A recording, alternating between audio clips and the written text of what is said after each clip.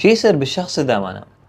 الشخص إذا ما نام لمدة 24 ساعة، بعد ال 24 ساعة شافوا الأبحاث إنه الشخص أشبه بالشخص المتعاطي كحول ونسبته بالدم 10%.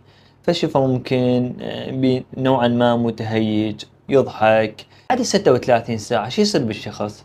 بعد ال 36 شافوا إنه الذاكرة ما تتأثر، يصير ضعيف الذاكرة، يصير ما يستلم بسرعة، بطيء، يصير عنده نوعا ما سلوكيات غريبة. بعد ال 48 ساعة ما نايم شو يصير عنده؟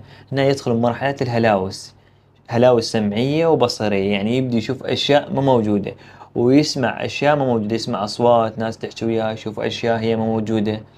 أيضا تطلع عنده أعراض قلق وتوتر وأعراض تبدد الشخصية. ما نام لمدة 72 ساعة شو راح يصير عنده؟ هنا لا، ندخل بمرحلة أشبه بالذهانية. يصير عنده أوهام. أوهام شنو يعني؟ يحس